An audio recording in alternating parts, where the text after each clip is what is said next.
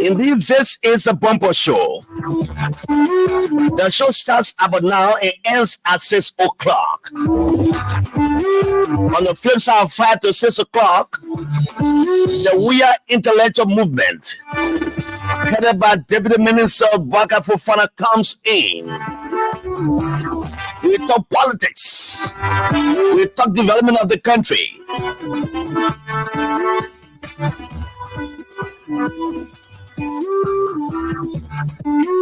We talk about the achievement of the president, His Excellency Bagugbe.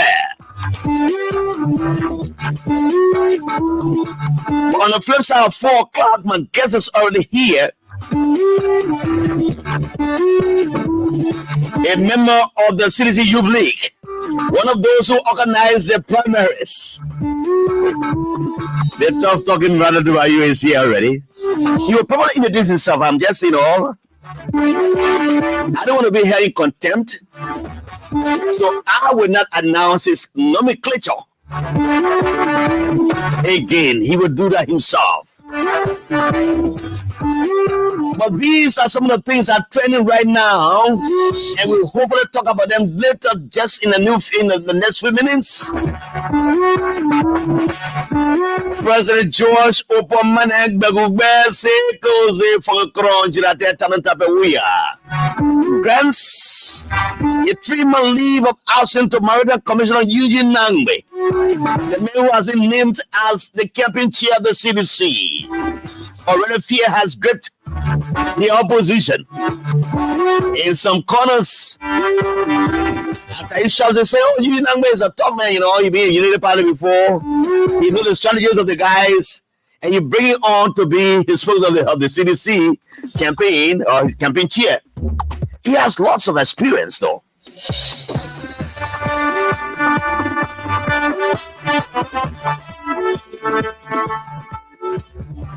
The Executive Marshal says the leave takes effect on August 4, next month. And his Deputy Commissioner of the Maritime Authority, Amanda Reeves, will act as officer in charge until after the mandate is given to President Bagugbe. After election in 2023 October, that gives him a second mandate before Eugene comes back, because Eugene Nangbe is a commissioner of maritime affairs, and that place is a tenure position. Yesterday I talked about Prince Yelugbe Johnson in some of his audio messages. He tells Liberia, country. He describes his ally, former Vice President Joseph Boakai, as an ailing old man who cannot deliver this country. But in our same audio, he tells Liberians that nobody goes against Georgia and prosper. If you go against Georgia, you will fall. Then the question remains, so will Prince Johnson himself fall? Now they have crossed carpet to the Unity Party, by Joseph Boakai, will both of them fall. And then he said, if anyone goes against Georgia, it was a prophetic statement coming from the former warlord, 10 politician, and then 10 religious men. When the man of God stands on the pulpit and preaches the gospel to the people, he has been inclined by the Holy Spirit. It means the Holy Spirit told him that anyone who goes against Georgia, that person will fall. But now, why is he going against Georgia now? Is it the downfall of Prince Johnson in Nima County in the 2020 elections? Who can untie his Sanders? We shall talk all of those. The Citizen Youth League. I listened to the Secretary General yesterday. Maria City Mayor Jefferson Koji. Can you imagine all those the cadres in the field? Thanking President George Weah for all the good things he's done to Liberia for Liberians. Paying of wire fees in the country, paying a free tuition for university students, paving the roads for our country, all the roads in our country. Today I was just elated. I drove, what coming this morning to work. There's a road that passes before when you come in from town hall. That road before the jaw when it's Kino Hall in that place there. They've been facing that road for some time. So this morning I said, let me just drive on that road and see, because first they had roadblocks because it's not dedicated yet. The guys are doing the bifilling and doing the coverts and doing the erosion road, what water can pass. And I drove on that road. That is a complete pavement. I mean, concrete pavement from the Duboro side around the hospital, the school they call, how you call the school? The Methodist school. Coming all the way to Police Academy area there, that road is completed. What they're doing there now is just facing the coverts and other things for the water to have the free flow. A very strong pavement, concrete pavement, I would say. I was like, wow. Let me pause here. These are the things we're talking about this afternoon. Let me go to Nima County. And if you listen, you will hear some sounds in the background. We are doing some work here, so you hear these interruptions, but not be much in our microphone. Usually we'll call the guys from the rural broadcasting department to pray for the president. They pray for the country. They pray for all elected and appointed officials of the government, pray for the vice president, pray for the chief justice, and pray for all associate justices of the Supreme Court and all Liberians. Today, we've called a man who prays in manner to pray for us just in 1 minute. Milton Gondo. Bavwe. Bavu mo kuma wimpi la ponki ma. Na kwa sana wura de. Na be ko izu ko papa ya mi boka bile ben tan asra bile mi la mo asro bo bile ba do. Na won ko ya ke de se pupo ke ko ke yibo ka mi ben do ka ro ke ni dire ke wura esma po la ji do apia o to be ke kwinka na ke la bia mi ko ben ko ja ko ro ki won ben do bi la bia ze mi ne ben o si ro to ke bi ple de mo na asra ma po la ti ben wa do la ka o ke tru ko na ka e o ko na ko si mo la bia asra ga is a lensi mi po ko le ben tan la po ko la bia ze la ya na ko si mo ale pupo me ga ka akope mi le ben la ya sonka e ku vo ga va president na mi ben ko ma mi ga ko ke mi na ke ben aya son le bi boka de pa ya ga le ben zo a otre ga ire na ben so ga ben akope mi ga le wa do ke ha wala isama popo de pa la dire ben wa ya kin mo ko ke la bia ke do die tu e pana de ka ke wala isama pola o ko akun mi ben mi pe boko le la bia ze mo lo ya zino wa ka ben na mi ne la bia ze o ko akun te boto le ye ke won gbe e da ko bi onu furu ka sebe yin le pa ben le ko ke le dire ka boko le ze ben la wiya ko sinmo le ke le dire ko la ke la bia ze ben ye ke furu ke ye ke wi le da na e ke ziko ka pa kwa wa ku po na ke ko nu ba ku po wi ye ke pa krizi o ko kun le be ka o be pe e pan se puka na ko sin ile ko ge ida gbe ji se tori. Amen. It is a totally amen. The man who prays for us in the manner vernacular. Let's go to PCK as he crowns it all and paves the way for Rana Dubayu's appearance. This is PCK. We also praise for the country. He prays in song. He asking God in the pellet vernacular to protect our leaders. He's telling them the God to call. It means someone in there in Morovia. He's telling them the God like Polu. It means someone in there across the Atlantic Ocean. They are in some other land.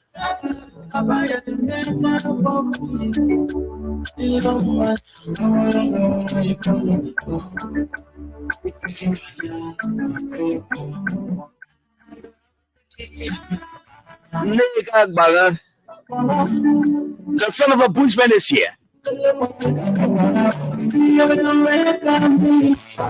The music plays. Let me recognize some of the guys who join us already before I go to start the discussion. Emmanuel Zabi says, impressive. He watches us from Zulu Whiskey this afternoon. That's the home capital of Rana Dubayu. Prince Sally is watching us from somewhere, from Do Administrative District in the capital area in Nima County. Actually, Topo is watching us from Do Community. Honorable Manake Balagon. Good afternoon, Mr. Grayfield. I'm Honorable Manake Balagon, falling live from Bernard Farm this afternoon. Prince Sally, welcome to the show, watching me from somewhere in the Doak Administrative District. Obadiah Hali is watching me. Little Bird Escola has joined from somewhere in Sinka.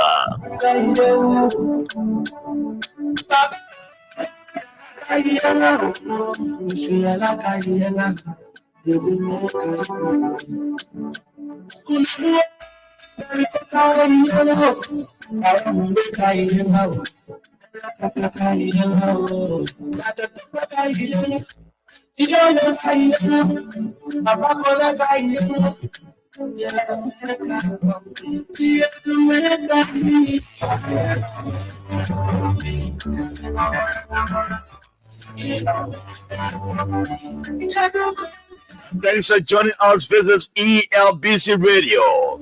Several radio stations across the country are relaying the program. Radio Lawayi in Nima County, in Tabata District, owned and operated by Representative Dowan Dick Glick, rather, relays it. In Foya District, in Foya Southern District in Lofa County, the MP Law, and Radio Makona are relaying the program. The voice of Playboy in Maryland County, where Anthony William comes from, is also relaying the program. According to Bobby Addison in Sanakole Nima County, where the sound also relays it. In Zredru 105.5 Top FM, which I am a signatory to that document that I submitted at the radio station. As a cover, it's also relaying it. Headed by my young brother Sigil Kromar. Welcome to the show. Oh yes, Mama for Polida. You know, this is CRBC Radio. There we make all the difference. We are the premier radio station in the country. We cover the entire country. And you follow any radio station via internet, but LBS is covered. Just once you put your radio on to 99.9 and all frequencies in your county, you get us just from Central Studio. Mr. Duba, you welcome. Thank you very much, Jallah Grayfield, and thanks to the inspirational prayer that was said in Mano about our compatriot, brother from Nima County. It was very touching. I didn't understand the exact words said, but the tune and the body language tells me he was in a tougher conversation with the Almighty God. And so we are glad to be here. And again, I'm Randall Master Dubai the second. The former youth leader, I would have loved to still be in the youth league. Like I said last time, I'm no longer in the youth league. I have extended to the National Executive Committee of our party. National Executive Committee of the CDC. Yeah, I mean the secretary, the deputy to Mayor Jefferson Tamaikoji. Okay. And sorry for lowering you. I still on in the youth league. I was there for over 12 years, so you are not wrong. I am the current Deputy Secretary General for Records and Research. So I am the custodian of the party's record. I do a lot of research and I keep a lot of statistical analysis on the party and outside the party, on the country, and it just beyond statistics and whatever. So that is my position. And today we are glad to be in a lively and lovely studio, Jallah Grayfield, to run with you on the Bamba show. You know, I was talking to one of my young brothers from the coalition, from the Bagube Avenue, who happens to be my special assistant, and asking, I said, why are you host? He said, oh, I'm host because we were on the party headquarters yesterday. We slept there. Now, see, after the thank you program, you mean seditious and young people slept at the party headquarters? What was happening there? Well, thank you, Jallah Grayfield. The convergence a day before yesterday, it was a validation from the people. When you are giving stewardship, when you are giving a state of affairs by the people of the country, you sign an immediate social contract consistent with the social contract theory as required under the tenets of representative democracy. The people give you power. You are correspondingly required, or if possible, expected to lead in the circumference of the law in terms of development, the rule of law, infrastructure, education, health, and human rights. So after almost 6 years of sound democratic governance by the president, the chief executive officer, and chief of staff of the armed forces of Liberia, President George Manuel Weah, the people 2 out of 15 counties of our country have thought it really necessary, Jallah, to come to the president. I said, Mr. President, thank you. There were times in this country that we elected people to serve our aspiration to deliver consistent with the social conduct theory, but those people, they were raping us. Those people were exporting resources from this country. Those people were engaged into what I call plutocracy. They were looting. Those Plutocracy. People, yeah, they are plutocrats. People who loot in broad day. You know, so for Broad day looters. broad day looter, people who can then rob no car after 68 use like concession. So the people say, And somebody taking responsibility for that. taking, a bold-faced, shameless responsibility. And that was the president of the country, Madam Shirley. Yes, so, Who said 80 million has disappeared in thin air, but I take responsibility. But again, our legislature, Dubai, were not so robust. So I've called the president to ask a question: why you allowed this money to disappear 80 million in our economy disappear in thin air? And that's the president take responsibility, and nobody asks a question. that It's a beats my imagination. that was the measure of bad governance instituted by Joseph Walker and his Unity Party, and you understand the historical typology. So I'm just giving you the basis on why people converge. So today in our country, when we talk power, Jallah, the highest I repeat, the American doctor took who? American doctor, a man who went to school to save life, a man who performs open heart surgery, a man who kills and work on cancer patients, people who perform dialysis and do kidney diagnosis.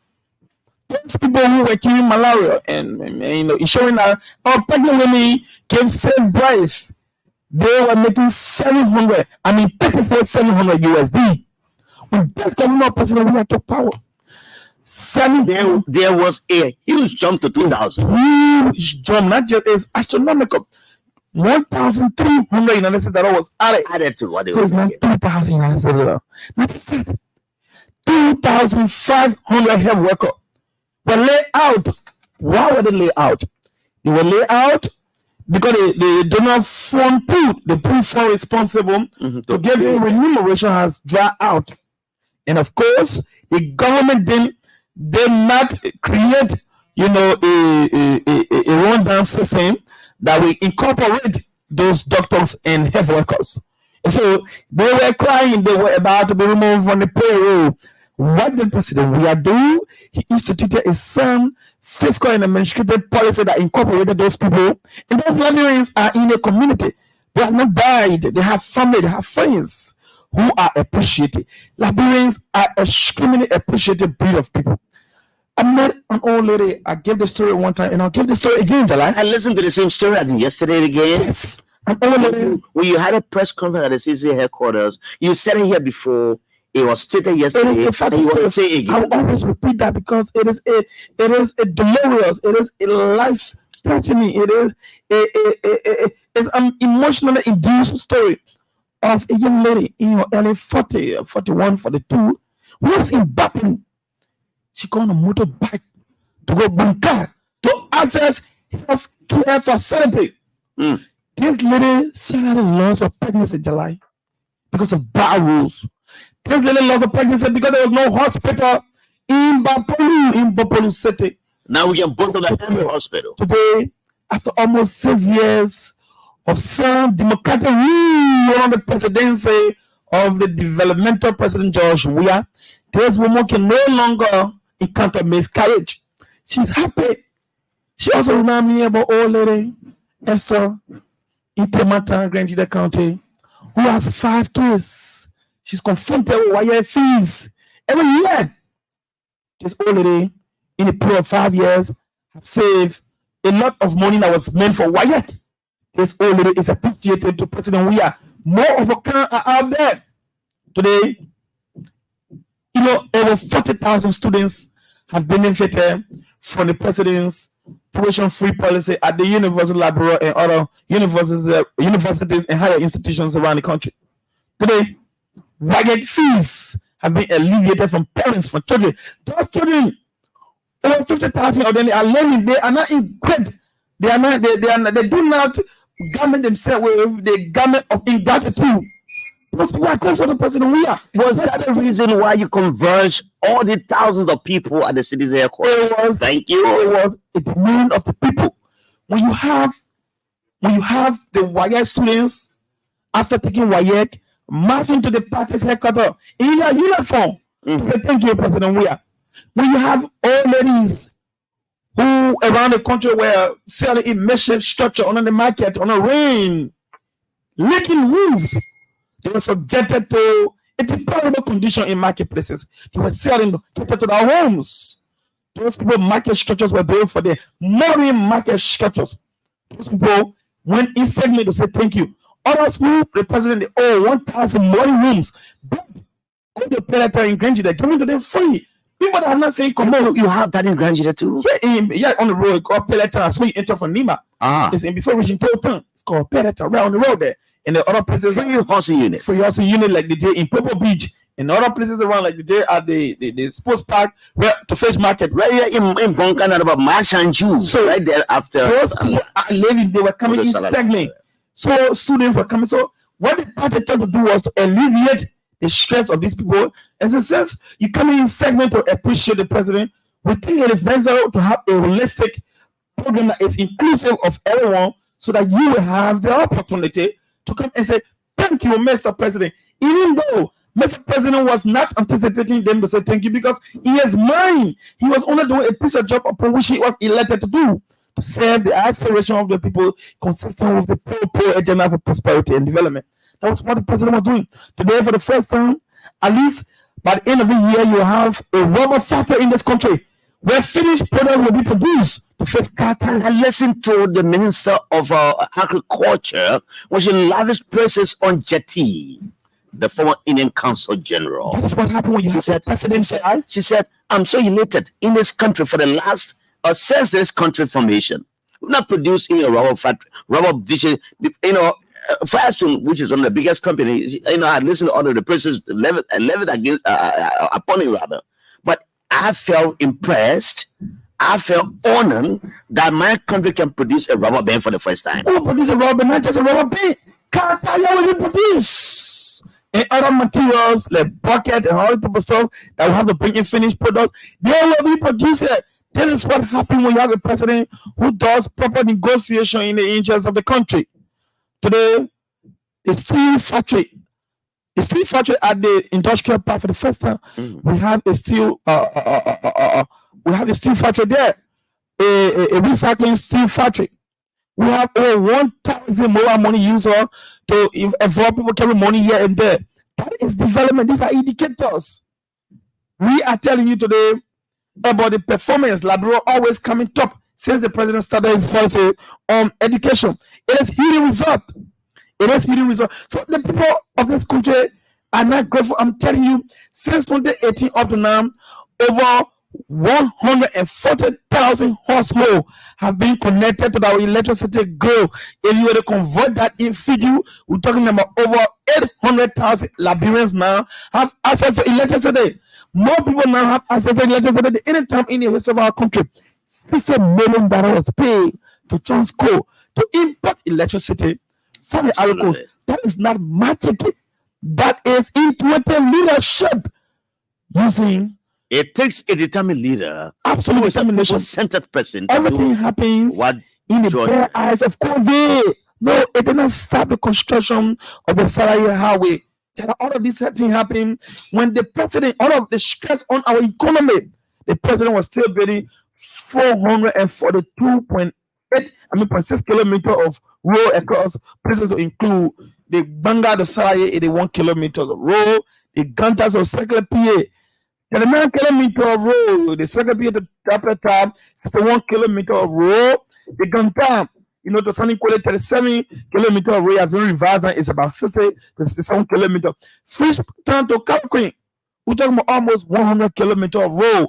Fish Town to Kalipo, we're talking about 20 kilometers. I think it has been updated to about 35 to 40 now. Sunny Quality to local tour. The people in Nima can take and validate this information. Right? We're talking about 47.1 kilometers of road in the EAWA Junction Road. Whoever thought setting the foundation of this country that you have a lane so wide like that?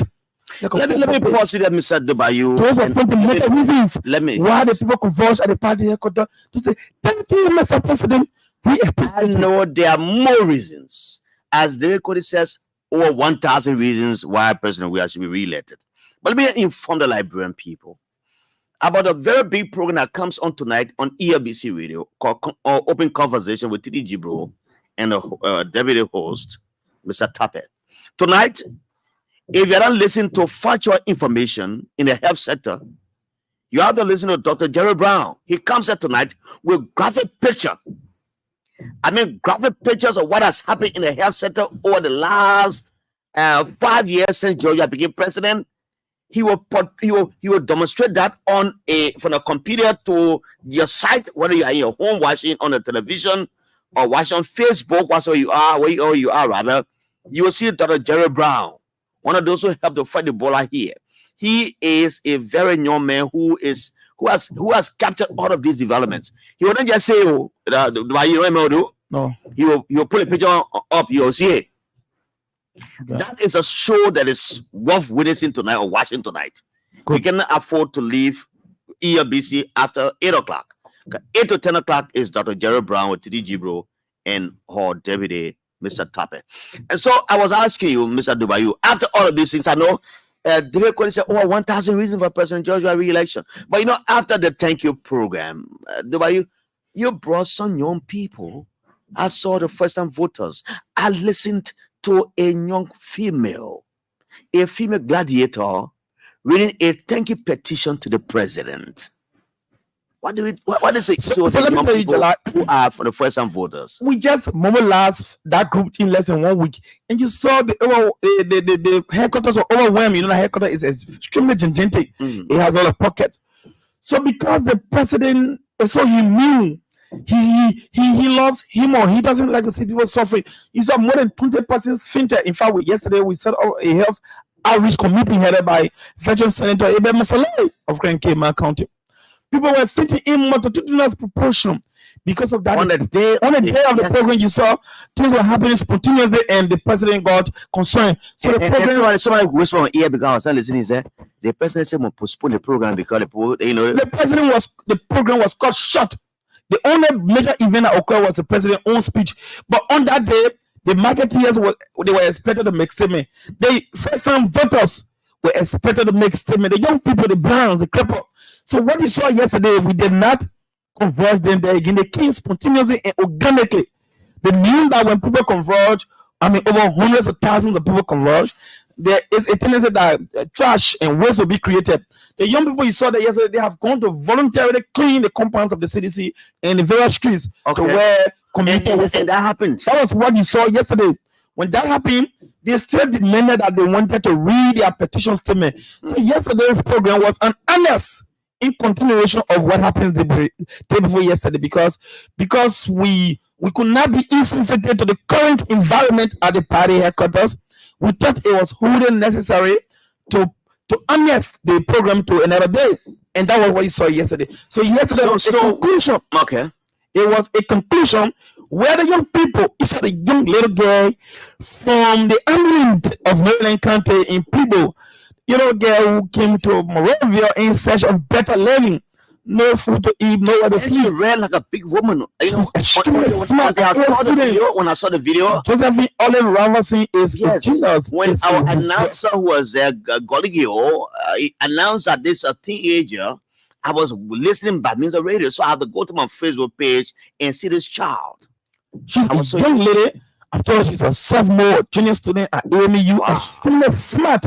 But a young lady with an impoverished background, like every one of us, like our leader, President George Weah, like me, and most of us who were pushed, to create our own movement. And thanks to President Weah, in having sin, who gave all a CDC today, that people like Olive, people like myself, people with no beginning and no end, people who were rejected by the elite of the society. President George Weah has given us space today, and that is why a young lady like Olive, she calls it the reincarnated Mona Penum. This party, the CDC is a party that gives young people stage. The stage where when you are rejected in your community, you come to the CDC, you are given a space to grow. Who could think that a man like me Dubayu, the boy from the slum of Joshua Street in Grenada County, the boy from Samuel Koto, an associate of Tobeita, who will expect that an associate of Tobeita is down in Chazoni in Grenada County. Wow. I understand the geographical terrain of my county. So, who expect me to be, a deputy in government? It takes the administrative and human benevolence of a heavy son. A man referred to as George Manawia. He is a century. This man, we owe it to him. His re-election is unstoppable. Let me tell you this. We are very clear about the first one victory, Jallah. Very clear. Nobody's going to waste the Liberian people time. And you think you can win on the first one? What basis are we not winning? Who? The other side, what do they have? Somebody who has served as agriculture minister and has no farm. Somebody who served as LPRT guy and squander resources in this country. Somebody who, after almost 50 years of leading on government, serving as a working parasite in standard position, has not a medical health for himself. That people have the right money. It took Costa to carry him in the basement to raise money for him. What does he has? He cannot rescue his own health condition in rehab where he lived all those years. He could not provide electricity for his neighbor. The entire rehab was like a hell, like a desert. President Weah has transformed rehab from the dungeon of destitution to the oasis of absolute prosperity. What does he bring to the table? For you to rescue anybody, the characteristic of rescue must be reflecting on you. Nothing on this man suggests redemption. All we see is betrayal. Everyone who worked with Joseph Baka, they have been betrayed. I give you 3 names, Jalai. Manasalif took Joseph Baka from nowhere. She made him vice president. She imaged him politically and gave him a political face. After 12 years of working together, he did not get the confidence of Manasali because of bad administrative practices. If you work with somebody for all those years and the person is not certified enough to recommend you, it speaks bad about your ethics in job place. More so, Manasali on the eve of his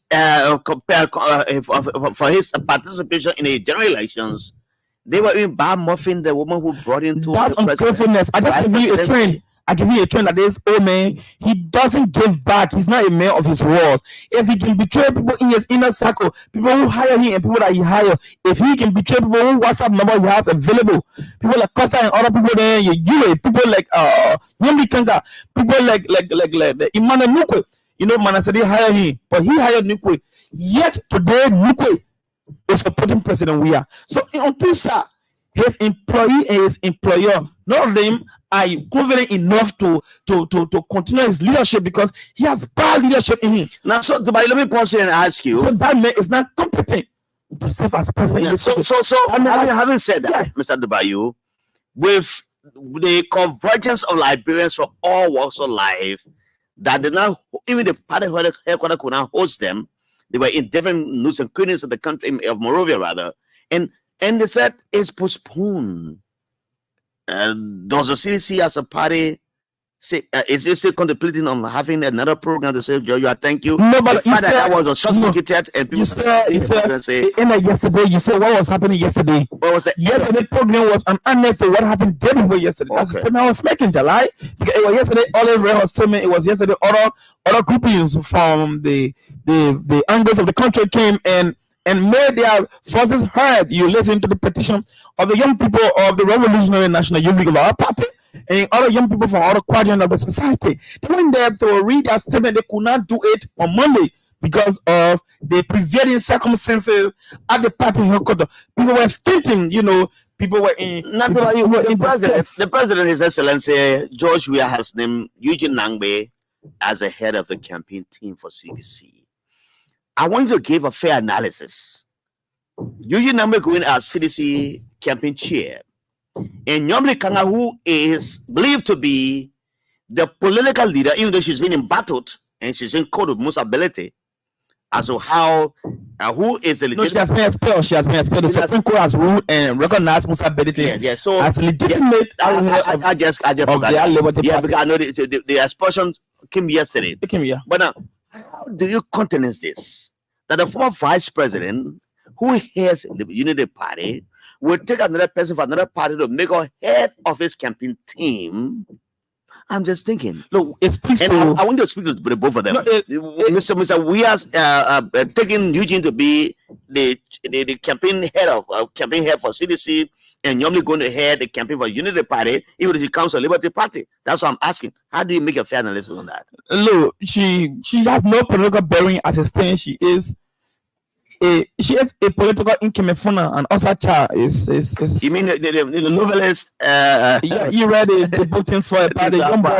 The young boy incomefuna who was given to Mafia. He was placed in the hand of Congo. Right? Yeah. He was slaughtered. He was slaughtered. He was a cypher boy who he was Chinua Achebe. Yeah, in the book Things for a Party. He took his title from the second coming written by William Butler His. So the Inkimefuna, she is the Inkimefuna of today. She is a sorrowful young lady. Her story is so sad. She has no political stage. She has no man, no power politically. She's a spare for bad political reasons. So I'm going to discuss her and compare her with the great Eugene Nangbe. Eugene Nangbe comes with a lot of lucrative political credential. Eugene Nangbe has said in most, strategic corridor of governance in this country. But I mean, why are they worried about Eugene Nangbe in the first place? And he's nobody, we accept him. It's our business. Why are you worried? Or when you appointed Eugene as Secretary General and he delivered victory for you, he was nobody. But now because he was somebody then. But now because we have appointed him, our former Secretary General, our intuitive political craftsman, Eugene Nangbe. And you just worrying. Why are you worried? Why are you worried? Do you know who Eugene is? You know which political, tactical knowledge and understanding that Eugene has in this country? Eugene has never been a failure. He's always on the winning side. I cannot recall a side that Eugene supported that has lost.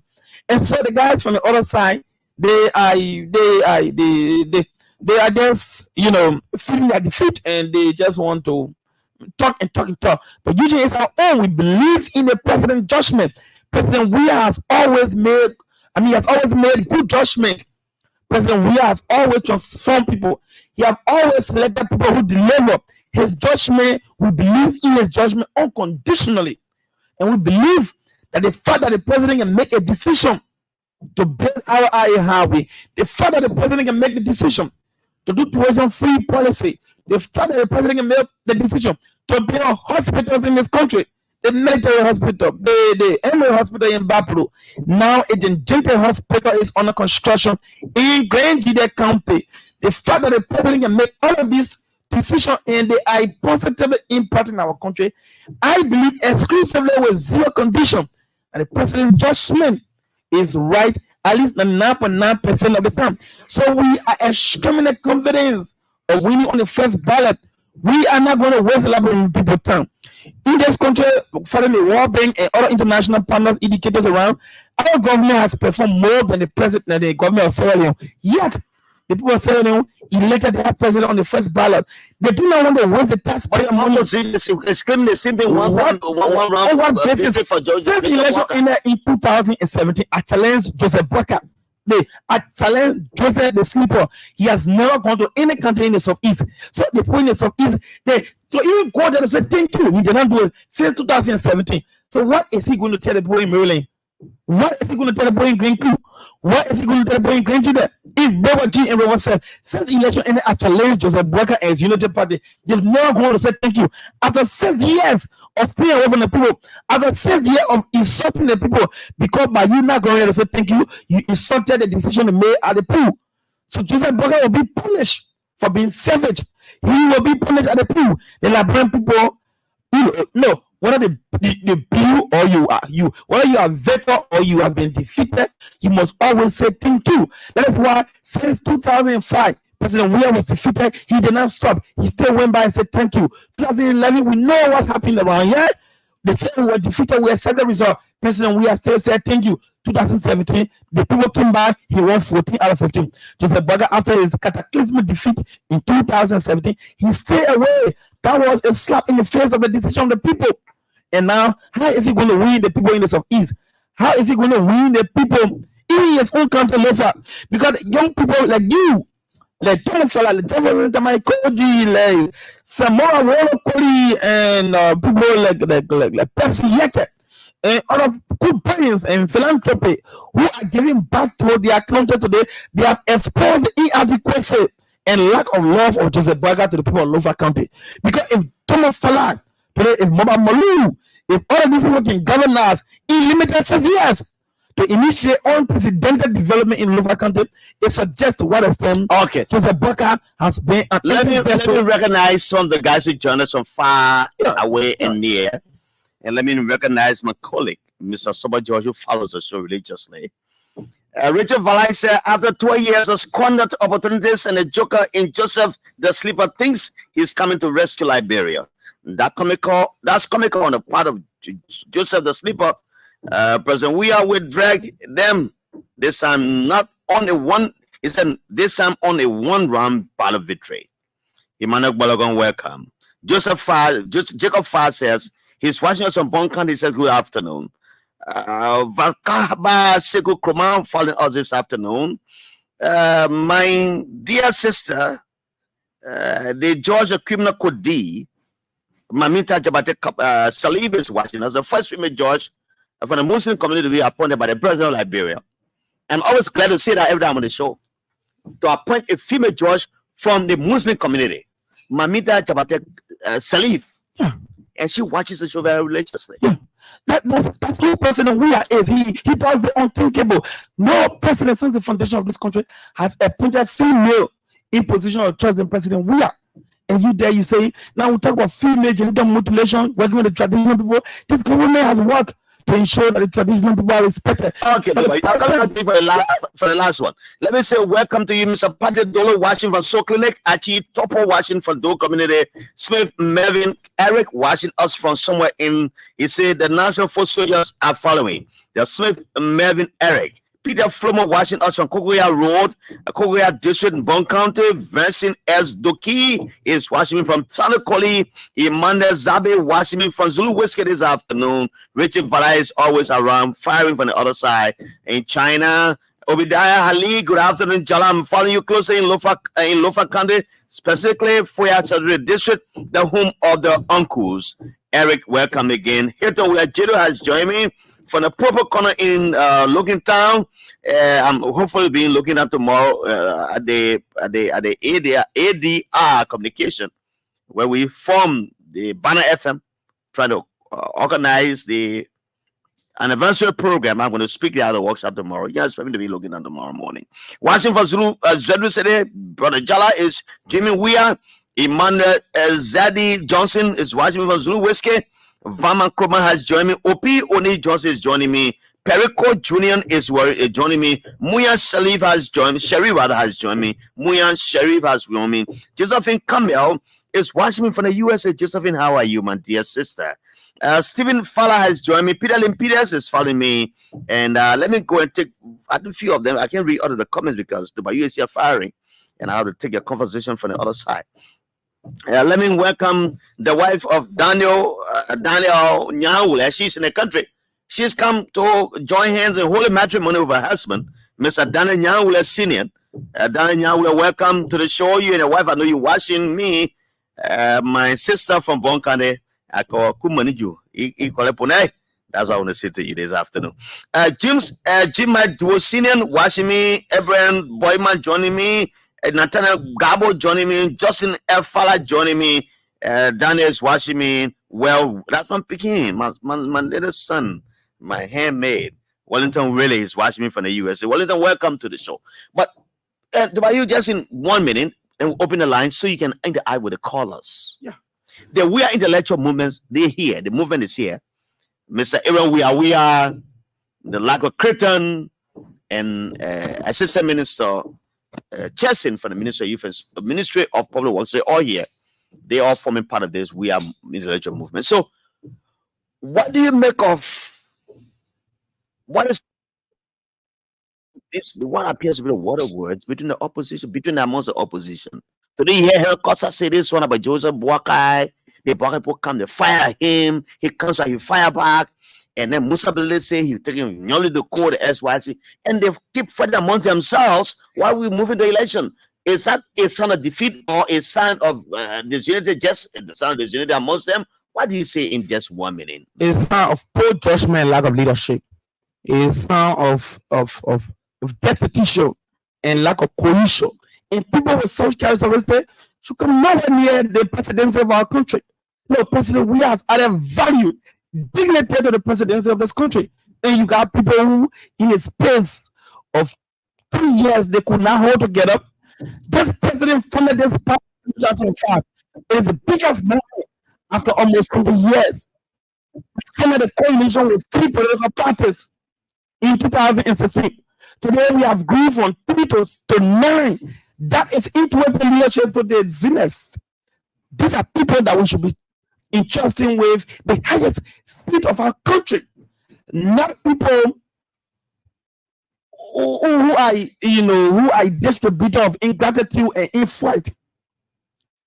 I was telling you about Joseph Boyka. I don't like to dwell on this old man. He has no vision for this country. He has no vision. You cannot be preaching change. And you have plutocrats surrounded by you. You cannot be preaching change. When you are in a government that shut down radio stations around that, when we were protesting, they killed us. When they were protesting, we give them water, we give them food. I'm a witness to that. Because I was a victim of what you were. Victim, Love FM. I remember the story. Manager. So the guys placed gun in my ear. That's how they drove me up the studio. That's how Nafawi of the way. Destroy the equipment. Insensitivity to the peak. But today, in today's government, look at freedom of speech, the rule of law. That does not mean that is the MCC report. Really, I'm Edward Beck. Fiscal discipline. We reduce inflation from 2 digits to 1 digit. Look at the SKD. Joseph Boyka and his 4 United Party use 20 million United States dollars on the SKD. Yet it remains a reservoir of. And it was sanctioned by FIFA. By FIFA, we could now play international matches on our beloved SKD. This government honor the watchful eyes of President Weah. You just on 30 million United States dollars, and today you have bucket seat. You have an SKD that has met all of the minimum international requirements. And to the extent that our neighbor Sierra Leone has used our page as a home page. That speaks to thank you, Mr. President. And these are sufficient reasons why. Thank you. Say thank you. And these are reasons why the president must be re-elected unconditionally on the first ballot. Rana Massacre Dubayu, Chair for Records and Research. Deputy Secretary General. Deputy Secretary General. Records and Research Committee. Welcome again. I'm not taking calls now. I want to recognize you, my guys. I will take at least 6 calls, and I will ask the guys on the We Are Intellectual Movement at least 5 minutes of that time, just to have this. My friend and brother from the IAA has joined me. He's here pondering from a corner in Congo Town. Mr. Dovas Kawa, I hope you follow me with my friend and brother, the Honorable Washington Johnson. Honorable Satya is watching me. Shaman PS Double. He works for the Methodist Radio. Is always watching the show. Summer welcome. S. Ophelia David watching us from Calcutta City. Ophelia, how are you? Long time. Abraham Charlie is watching me from Grand Pastor. Alfonso Pearson, a former auditor at the GSC now in the USA rather, is watching me. Otis Connor is watching from District 17 months around the county.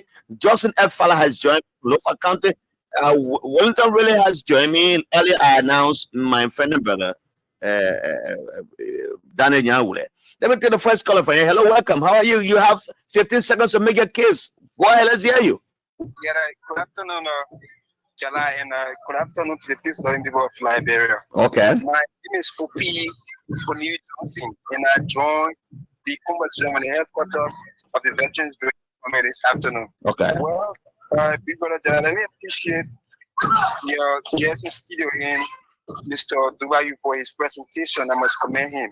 So basically, like he intimated, and this president has been very magnanimous to ensure that he has been able to introduce the tuition-free policy where many of the students in this country are enrolling at the different public universities on a free of charge basis.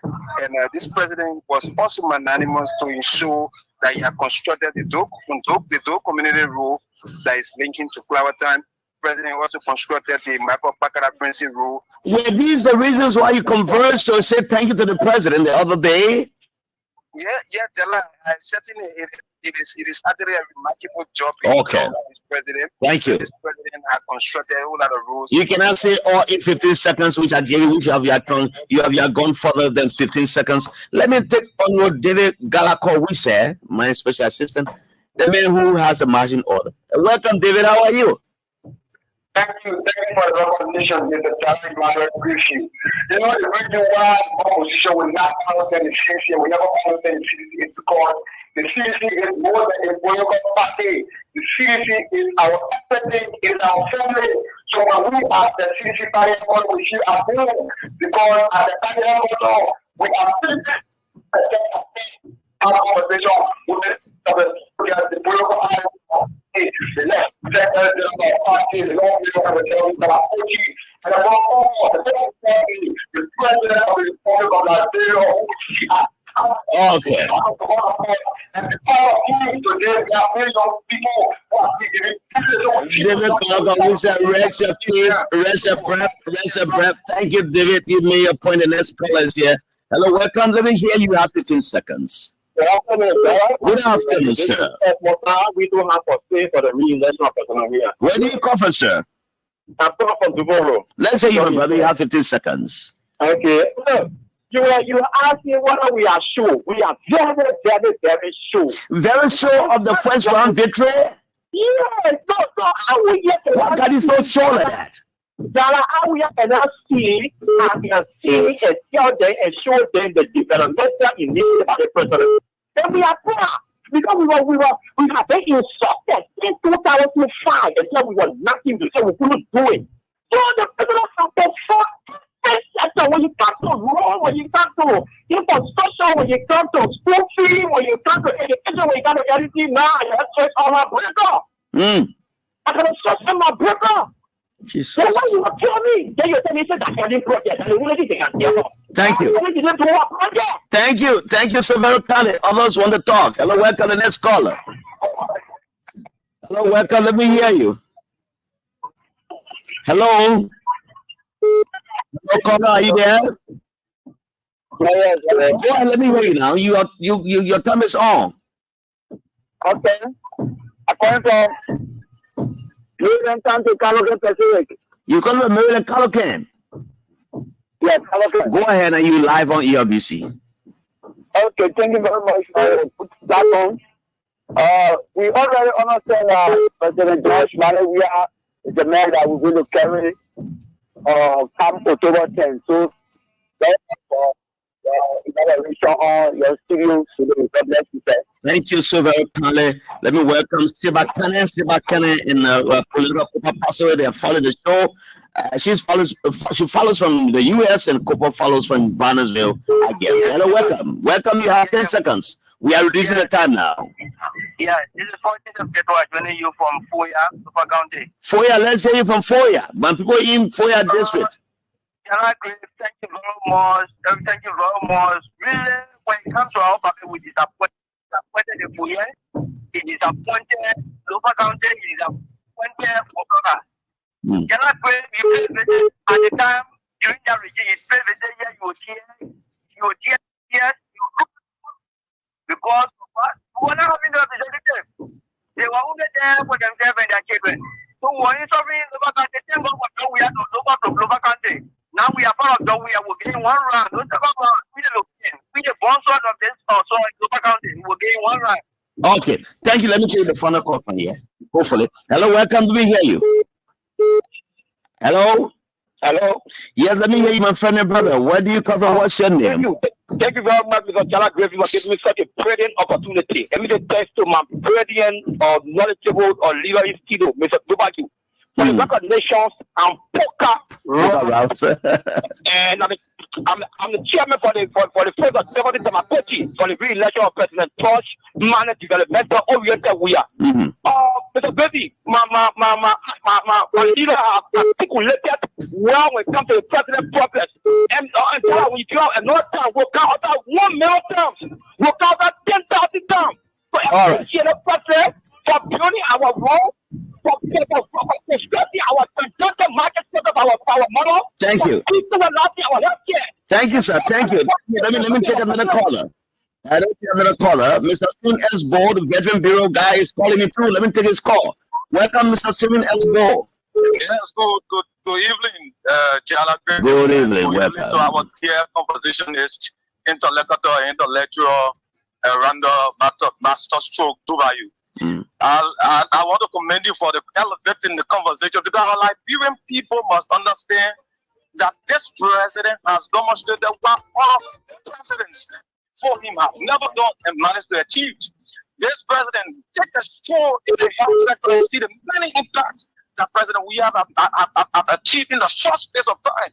You can see, you wonder why he was ranked there in the fight against COVID. It was because of the developmental interest in improving the health sector of our country.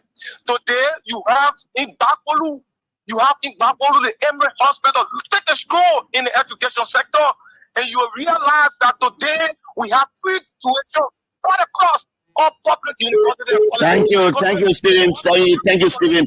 Thank you, Stephen Board. Thanks a lot. The call from the list on the line on 080514096.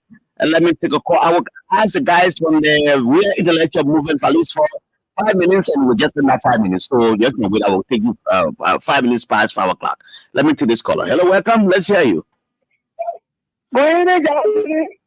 You saw my order door? Yeah. A president? Okay, let me hear you, Mama. Yeah, can I give you thank you? Can I give you the mother of the people of you? That's Joseph Canada. We're not making. That's why we are talking so much.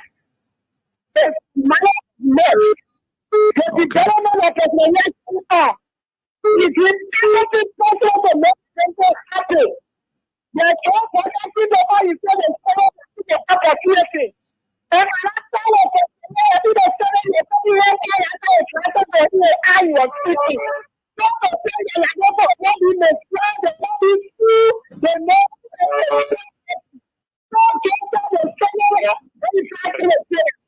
okay, thank you, Ma. Thank you. Let me take a call from this line. See who is there. Let me take the call from this line. Hello, welcome. Hello, do you want to participate? What's your name? Oh, what's going on? Okay, you there now? Go ahead. Let's hear you. Mr. Jallah, how do you do? Yeah, go ahead. You the last caller. Go ahead. You the last caller. Mr. Jallah, my name is Abraham G2. I'm calling from Roger County Temples. I want to salute my Dodi. I in studio there. Dodi. He is my great Dodi there. You know, the Creole people and the specifically the Temple people among all the Creole, but we are the Dodi to the Crown people. We call Nani Pam. We are the Nani Pam here. Temple people. But go ahead. You get 10 seconds. Go ahead if you're talking. I want to salute my Dodi in studio there. We are prepared to select. We are prepared to elect our president for 1 round. Okay. Thank you. One round. Thank you, Nani Plum. Let me get this one quickly.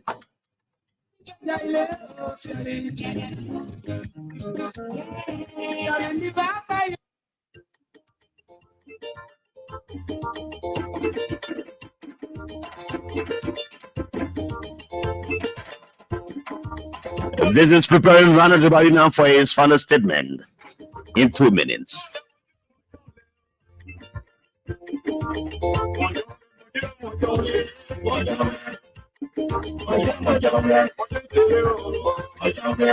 Mr. Cynthia Mickey Roberts Grayfield, the woman who turns from mess into best, makes a whole world smiles at me from Grand Judah County. This is a song as well. How do we are intellectual movement come in the next few seconds?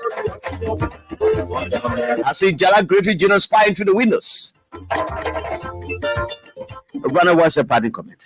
My party comment is we are very clear. We do not want to waste the Liberian people time.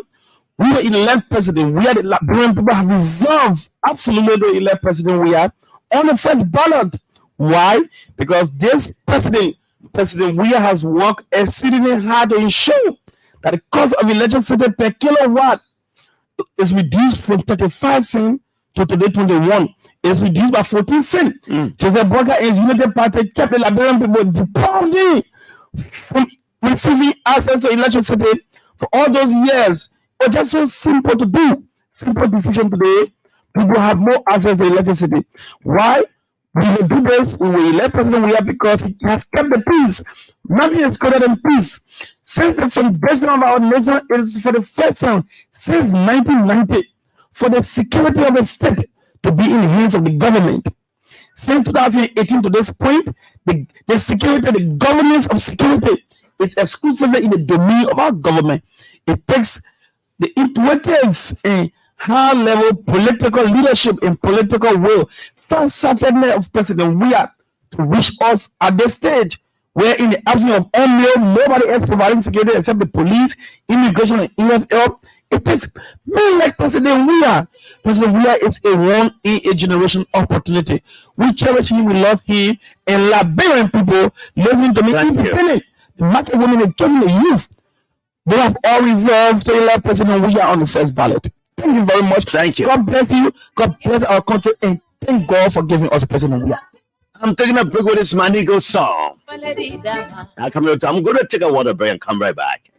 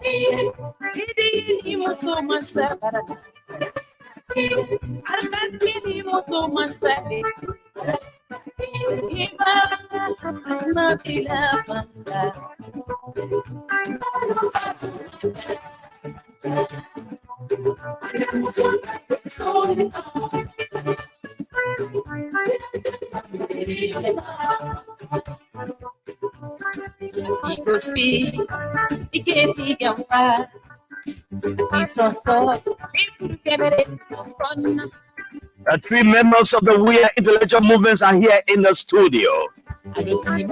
All the political arsenals are ready. Mr. James Critton, a public sector communication expert. A friend brother called Aaron Weah. In the civil society is here. He's been around for a long while now. There was interesting. Assistant Minister at the Ministry of Works. The guys who are doing oil road works in the country. They already are listening to him on the open conversation, providing a strong argument against some naysayers that night. He was at his best that very day. My name is Jallah Grayfield. I'm the nation's MJ. Remember Jallah Grayfield chapter 1 verse 1. Let's talk and talk and talk and never shall we fight. This is for our Muslim brothers, especially those who speak the Mandingo. El Segu Carrasco de Marojo Monday. The judge of criminal code D, the first Muslim female judge be appointed by the president. Mamita Kabate Salif. How are you? Welcome to the show. It's on ERBC Radio. This time on Wednesday, we're dedicated to the We Are Intellectual Movement, which I'm also a part of. But this day, I have intellectual giants who are now mounting my microphones to speak on so many issues here. This man, Creighton, is always here. He's a radio man. So I'll deal with the two guys who are not frequent on the radio. Let me welcome Mr. Chesson. Welcome. How are you, my brother? Thank you very much. And it's a pleasure being in your studio again. I remember the last time, 2017, when I was here, we're drilling. You are driven? Yes, from the same station. By whom? By the then manager. But that's another story for another day. But they told us this station was not for opposition. But under George Weah, the station is open. Yes. Everybody, including the opposition. Absolutely. And right. this is what George Weah brings to the table. But again, I'm happy to be here. But there is no query from the executive why LBS gives these opposition people time to come. Because you know that it is for the Liberian people. So if you are driven at the time, I understand why Yastik, the management at the time, used to have driven the opposition headed by George Weah. Jallah, you would not believe that the current information minister was the manager of the station. Wow. George Weah is just an ordinary human being. But we're driven. And we have men like Kwame Weeks and our year on the station, 2017 elections, to have a frank conversation about the opposition and why George Weah should be elected. And we're trading from this particular station. But today, under the leadership of George Weah, the oppositions are free to have a frankly discussion on the station and to even sell the candidates on the station. George Weah is just a different man. Aaron, we are welcome. The last time I checked, we were so engaged was during the Ebola crisis. When I was the vice president of the press union, you were also on the other side. We're providing information to the Liberian people about the effect of Ebola. And we don't have this kind of changes for a long time. How are you? Exactly. Thank you very much, Jallah. It's a pleasure to be here. Let me start by making this disclaimer. I am not a member of this government. I have never worked in government. Okay. All of my professional experience is highlighted in the private sector. So my conviction to be a part of the We Are Intellectual Movement is strongly rooted in my belief and research and data available to me that this government has done exceptionally well. And I think the Liberians deserve to know the truth. Now, thank you for being here. Let me say, Mr. Creighton, welcome. Then I will start with where we are, who is a non-member of the government. Let me start with his vision and his thoughts. Why he thinks that President we have to be re-elected, which has formed part of the intellectual movement as a non-government official. Certainly. Mr. Creighton, welcome. So good afternoon. Is it evening? Anyway, good evening. Good morning. Yeah, sure. Anywhere you are. Exactly. So let me say thank you to Mr. Jallah Grayfield. Thank you for having us on your platform, and we are happy to be. I'm James Bill Creighton, and like you said, I'm a communicator. Yeah, so but I'm from the We Are Intellectual Movement, and a proud member of that movement. Thank you. Yeah. I will sit back for a few minutes each, at the 4 minutes each, and listen to you about your thoughts about George Weah's re-election. Mr. Weah has just said, I'm not a member of the government. But I'm sure that President Weah, I'm very sure, 100% sure, that President Weah can be re-elected, not could be, but can be re-elected, or will be re-elected based on SYZ. Mr. Weah, I will give you 5 minutes to expand on those positions. Well, thank you very kindly, Jallah. Like I said, For some of us who are members of the We Are Intellectual movement, is based on our conviction and our belief in the ideology of the Coalition for Democratic Change. Like I said, I've never worked in government. I've spent most of my time working in civil society organization. And based on the research that I have done, today I would like to elaborate more on we as human rights gain under his government. And let's be honest, for far too long, we've heard people say a lot of things, how Liberia is not safe, how Liberians are not protected, and they go about talking about, things that are not true here in this country. Let me just take you back to the recent human rights report from the U.S. State Department, right?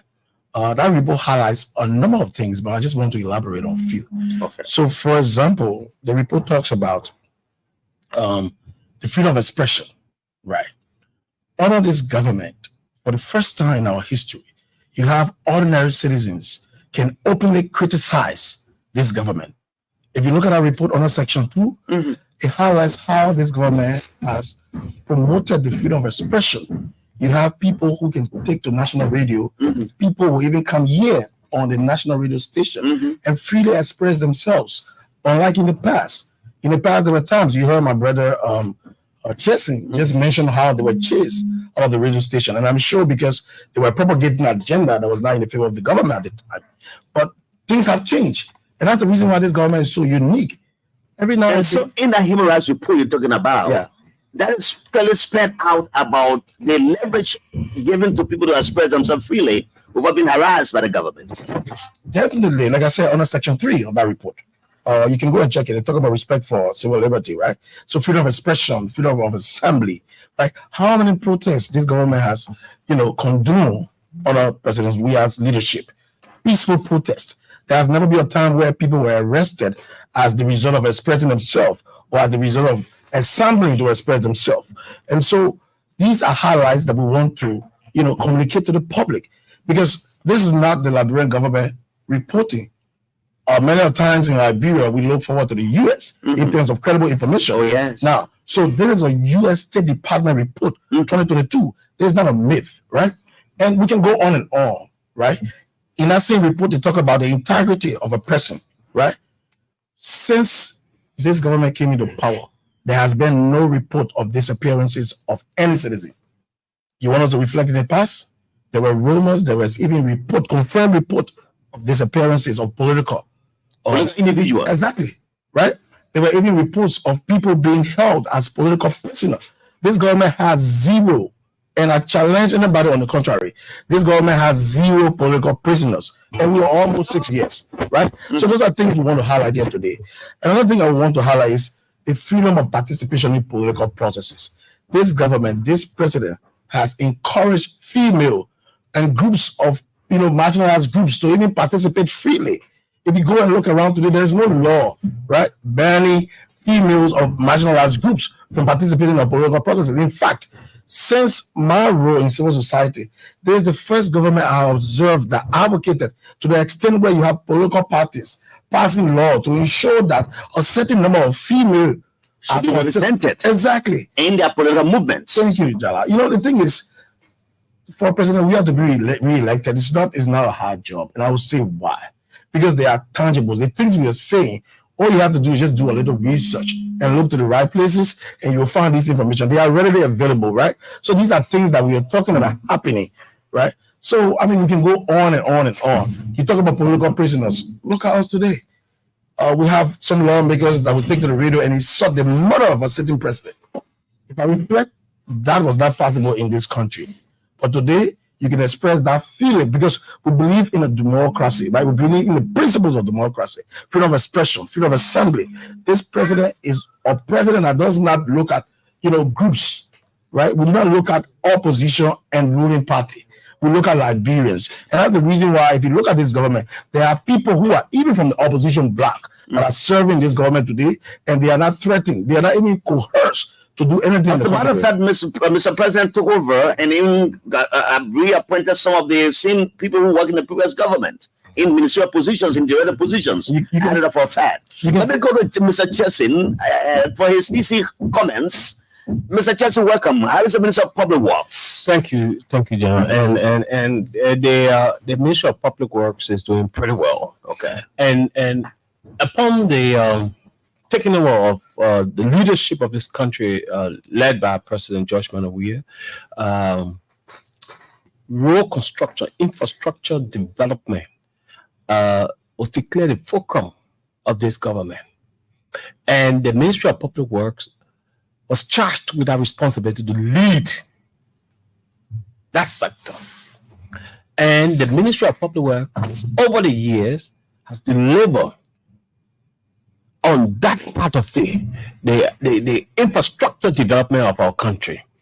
And you can clearly see, without argument, without any doubt, that the Ministry of Public Works, now led by Honorable Ruth Coker Collins, has delivered to the Liberian people unprecedented road development in our country. All over right now, you see there are roads. People are now relieved from the harsh conditions of bad roads. And one road I want to stress here is the RIA. I had somebody coming in the country from Turkey. The person arrived here late night and was driving to Monrovia. The lady started to scream in the car with my driver. The lady said, "No, you want to kidnap me?" Because the car was heading into the darkness on a narrow road. She has never seen that before. They had to take her back to the hotel. She slept, and the next morning they drove her back to town. George, we are saying this should never happen in our history. Now, the RIA is going to be a 4-lane road with street lights and medians, modernized road under Joshua. And you know, and what puzzles me about this, Jallah, is that the Unity Party-led government, in which Joseph Boakai served 12 years, had all the capacity, they had all the resources, they had all the support to build that road, to modernize that road. They refused to do that, simply because they felt that the RIA road would be only used by few elites, people who would be having the money to travel, because the way they structured the economy was in a way that only the elites will be able to travel by that time. But right now, Joshua has changed that. And this is why they hate Joshua with so much passion. Because he has decided that his officials will be for among the people.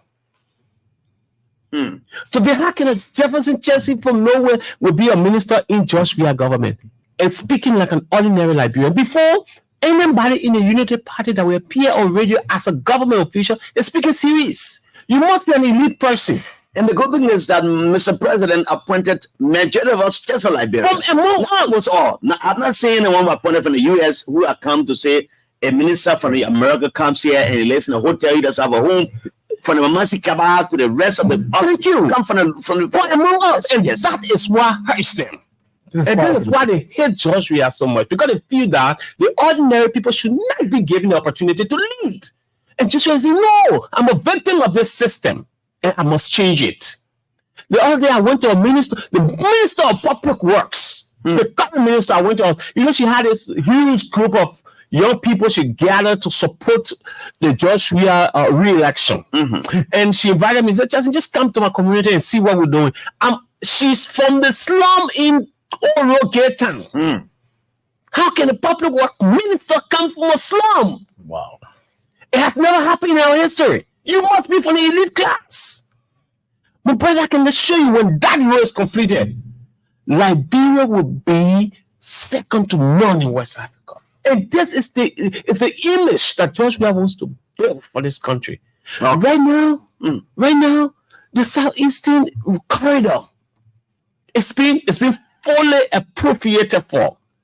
But Saturday will be breaking grounds from Tapeta to Tota. It's actually from Tapeta to Zedru. So Kota is going to reach Zedru under Joshua. It's in 2 lots. The first lot has been breaking grounds on Saturday from Tapeta to Tota. That's about 40 kilometers of road. And construction is going to start right away. for the first time, the people of Nigeria will experience road construction reaching its schedule. Wow. Nobody has ever thought about that. Thank you, Mr. Pearson, for those conversations. Your teasing comment, rather. But let me come to a development communication expert. You saw what happened on Monday. How do you put the number of people, the appearance of people from all walks of life, who have turned out to say thank you to President Weah? And I was saying earlier, in my David Cody's voice, 1,000 reasons for George Weah re-election. Yesterday was Clamask, and where we saw high school students who have yet graduated, and the first time voters for Weah's re-election, they were there.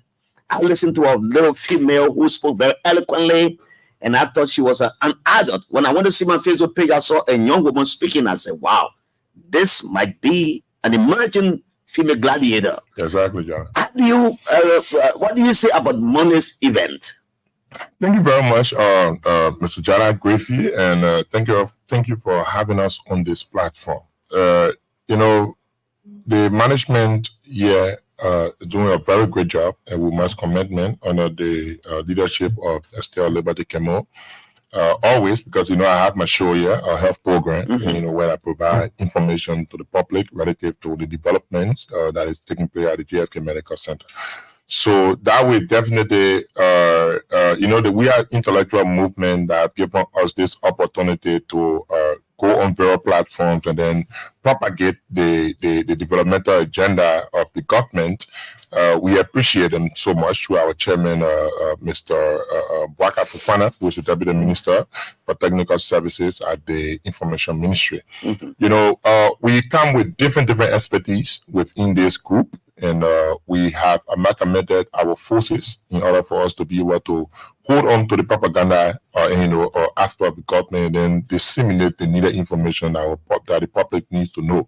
So for me, I come from the health background, so I would like to do it more on the health sector. What are those improvements that have been made by the Weah-led government since its ascendancy, in the health sector?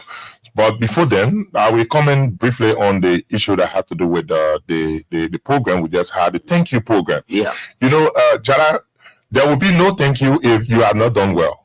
You were a kid before you became a man. Whenever you bring your report card home and you did well, your parents will tell you thank you. And sometimes even your dad will take you to an ice cream shop or somewhere, maybe during your days. That's the time I will be asking for more. Exactly. I'm asking daddy, can I have another pencil? Exactly. So your dad will definitely give you something that you deserve because you did well. And similarly, that is it with President George Manuel Weah. We as partisans of the Coalition for Democratic Change, we gather on Monday in our huge number, of which send a shock to the spine of the opposition. And that I know because that is not something that is strange to us anyway. We know that we have always supported this government, as citizens, and we know that the president is doing well. But we decided on Monday to have come together and thank him for the work he has done in the educational sector, in terms of infrastructure. Our own minister from the Ministry of Public Works just outlined some of those developmental, let's say the roads, relative to the roads, what have been done, in terms of infrastructure, because the road is under infrastructure also. Because through the PAPD, there was a promise that was made, by our government that we are going to connect, or county or capitals and all of that. We are going to develop our community roads, and you see it.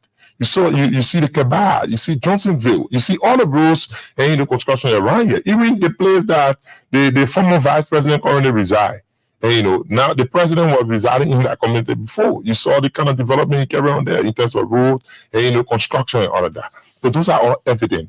So the thank you program on Monday was just to tell the president that yes, indeed, we appreciate what you are doing, Mr. President. We appreciate the wide fees you are paying for our people. We appreciate the effort you are making in the health sector in terms of improving the health sector and providing affordable and accessible health services. Because I'm at the JFK Medical Center, we know what the Jared or Brown administration, or that is there currently under the George Weah-led government, what they made there, with all of the budgetary allotments that went to that hospital, medical center, Jallah, there was no improvement done in that place. Can we boast of an improvement now? Boast of an improvement now, and I'm going to give you the all of the activities that have been done there. And this is why I came on the program, and I told you that the We Are Intellectual movement, we have incorporated those experts, from various sectors, Honorable Jefferson Chesney is from the public works sector, so he can tell you more about the rules that have been constructed. Our brother here, who is not in government, he is from the let's say whether it is the private sector or civil society, so he can tell you more about what the government have done in terms of human rights, protecting human rights, and activities and all of that. So for me, I would like to tell you, prior to this government coming to power, what have they done in the what they did in this health sector? First, Jallah, you have been hearing that there was something called the health pool. That was on the Ministry of Health people are very much informed about that. The health pool dried out when this government took over. Now, the finance minister will tell you that he went to the president and told the president that the health pool have dried out, and the donor said that there is no money there to pay certain health workers that were providing certain services.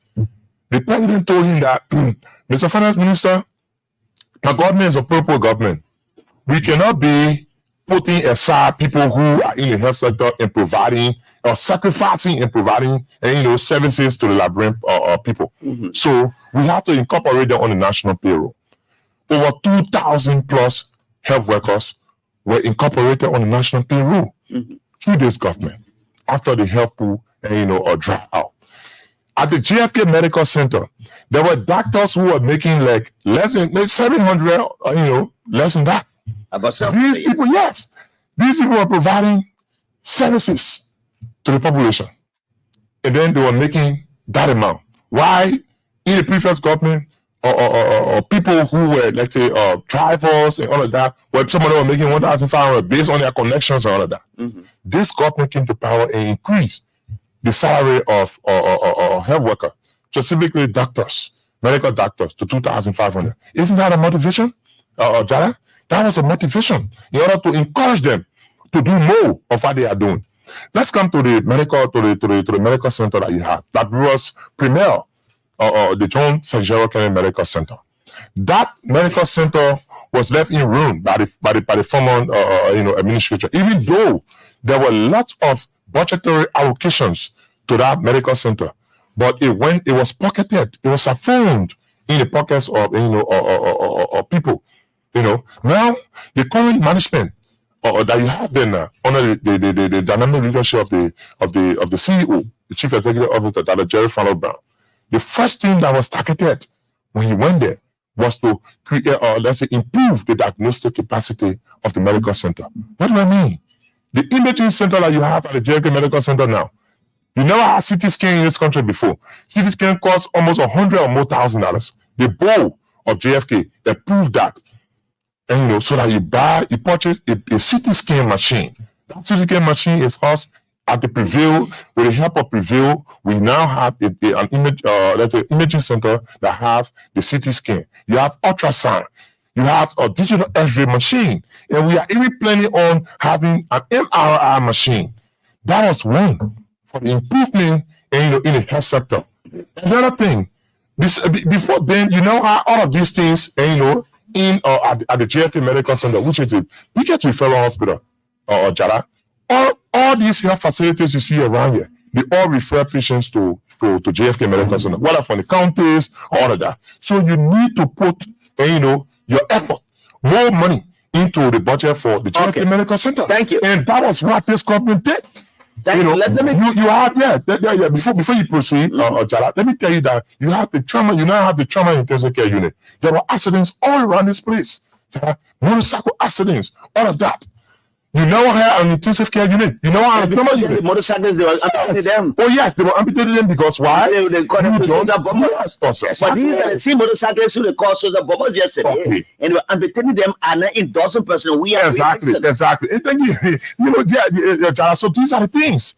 The trauma intensive care unit now provide the opportunity that or motorcycle or what, or will not die within, let's say, 24 hours or within after you made an accident. You can go to the intensive care unit now. We have specialists there, and people who are even studying emergency medicine. And this current government under the administration of President George Weah has sent out medical practitioners study emergency medicine and all of that. When they come back, while you have other staff there at JFK, already catering to the situation that we have in the country relative to motorcycle accidents and all of that in the intensive care unit that you have through the help of NOCA that was constructed. You have the microbiology laboratory that was just constructed also through the help of UC. Those are health facilities that have been put at JFK that will help the population that we have, because everybody is referring to JFK, and JFK as the big referral hospital has to be up to a date or better state of the art. Recently the first lady of the Republic of Liberia, Madam Clara Mary Weah, through her generosity and talking with smart train and all of that, they went and they even established a pediatric emergency unit. There are a lot of things to discuss, Jack. And certificate in the health sector. I want to cover the health sector. So every time when I come here, I would definitely have to put my links on the health sector. Military hospital help in the issue of coronavirus. All of that. So there are a lot of things. Thank you, Mr. Secretary. Thank you, Mr. Secretary. I will come back to you. Thank you, sir. But I want to look at social services. Okay. There was a social contract signed between the government and the people. Okay. Elect me as George Weah as president, I will give you social benefits. And those benefits include electricity, water, and all of those. Chelsea, you've been in government for some time now. Let's dissect those infrastructure. Let's dissect the social contract the government signed with the people.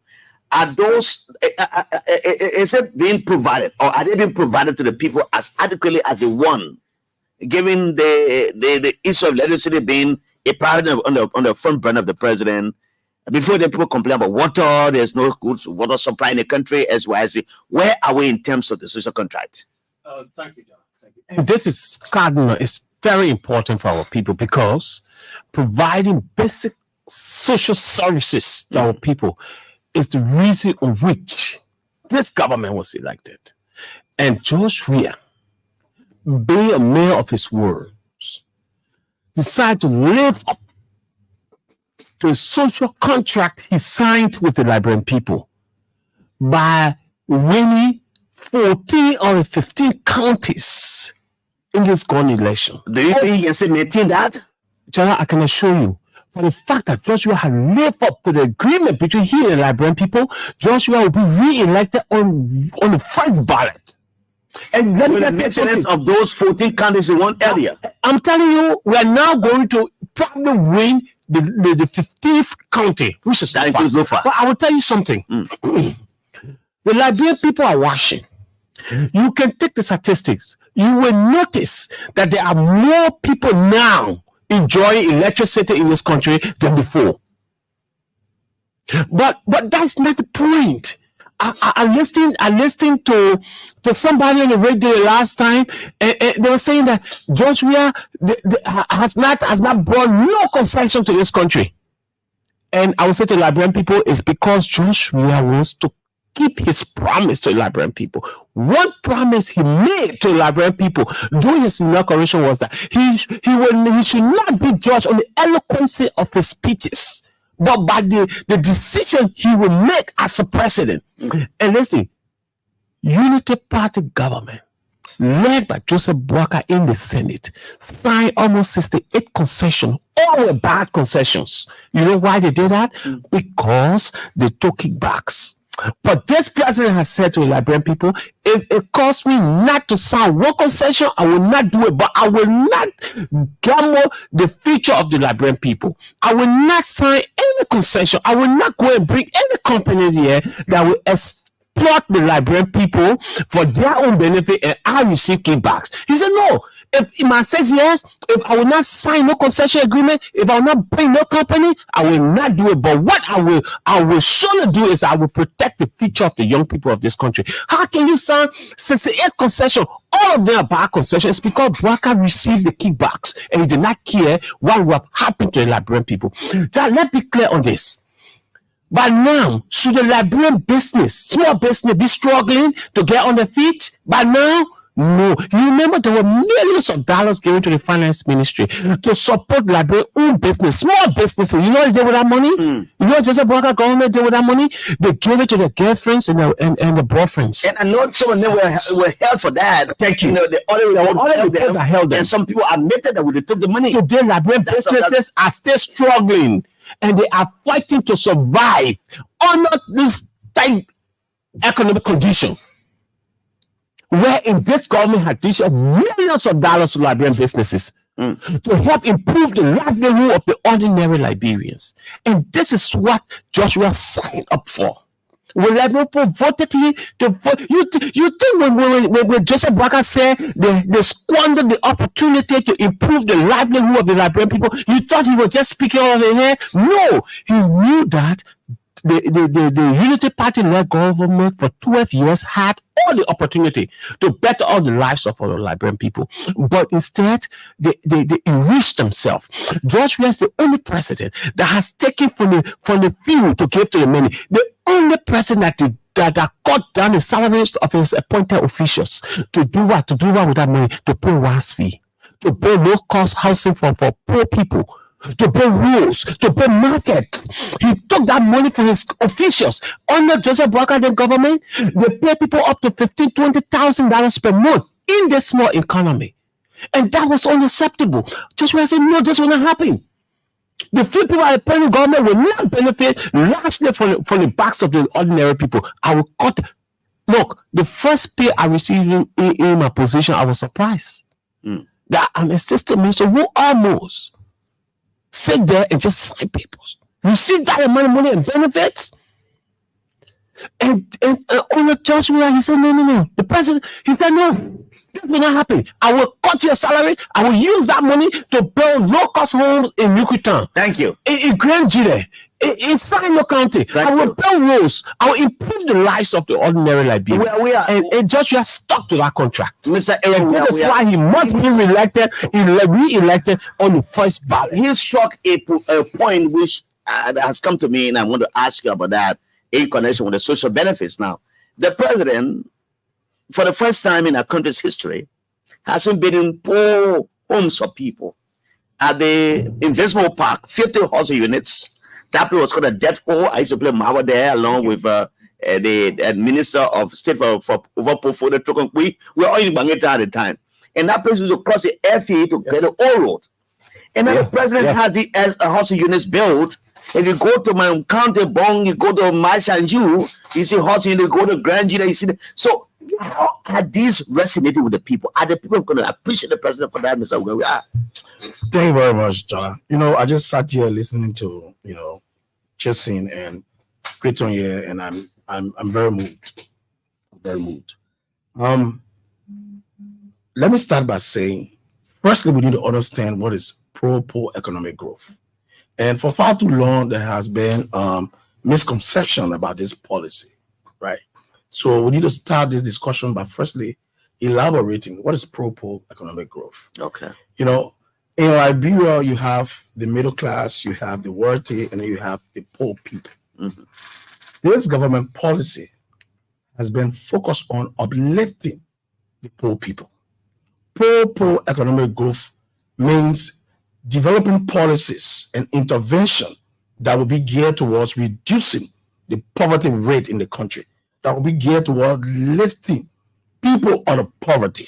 And so I don't get confused when I hear a lot of wealthy people or the elite or working class complaining, right? Because this policy, unfortunately, is not targeted at them. Thank you. It is the ordinary people that are benefiting.